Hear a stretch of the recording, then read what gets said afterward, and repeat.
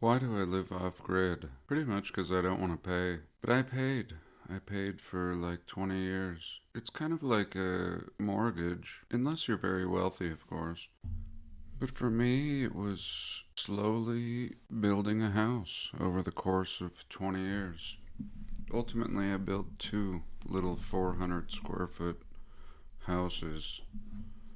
And the first one is just a trailer. And even that's acceptable. I think that's better than. But eventually it got small, of course. I built a second home right next to it. And I built it without a permit because I really couldn't afford to do everything within the allotted time of the permit. They say it's easier to ask for forgiveness than it is permission, and that's essentially what I did. If you build a house without a permit, what will help, at least what I learned, is hiring a structural engineer put a stamp on your place. Basically, to give it a stamp of approval that shows it's built correctly, that it's structurally sound, and then bring that to your county or whatever authorities would offer a building permit and get the building permit after the matter. And I was charged about double the regular permit price, which was like $300, and instead I had to pay like $7, which included fines. And that's okay, I think it was worth it.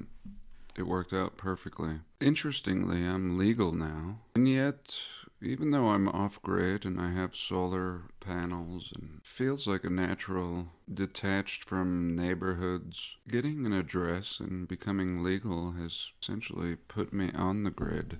Very interesting feeling. In one sense, I'll be left alone, which is great. I think that was a worse feeling, being harassed and threatened to be removed from your own property. It's a very strange time that we're living in, where you can own property and really not have rights to use it, especially when it comes to living. You do, but again, it turns into a permission thing. Are they rights? Are they God-given rights if we must ask for permission?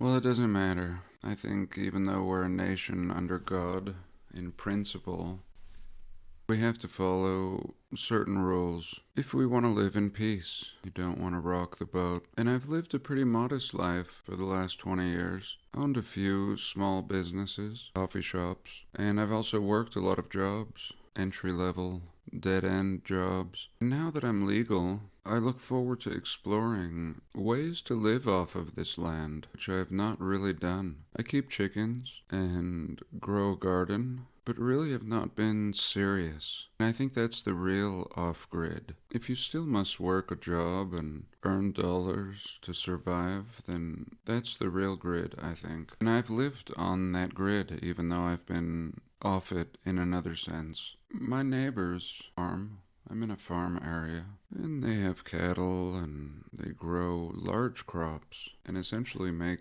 money off of the land. They're not considered off-grid. Again, they sell these resources for dollars, but I think they're a little closer.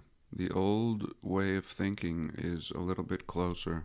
It's to say that if there were no dollars, they would probably be just fine. They're producing food. Perhaps the most important thing. Another important thing is producing housing. It's a big undertaking to build a house by yourself, or maybe if you have limited experience. Just like farming, just like cattle ranching. Easy when you know what you're doing. And I don't know that, but I do know house building, and especially small house building. Having built a couple houses, including this one, and even some before then. Little cabin once in Colorado with a couple friends, and I converted a little garage in my backyard 20 years ago.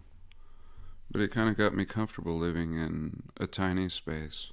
And so I think that's the route for me, really, is producing housing, maybe Airbnb rentals. And also I want to go all in with chickens. I've dabbled again for 20 years, just gathering eggs, but I've never eaten one of my own chickens, and that's something I want to get into. Very humane, and that's been my struggle, is how to humanely process a chicken while giving them a good life. The good life part is easy.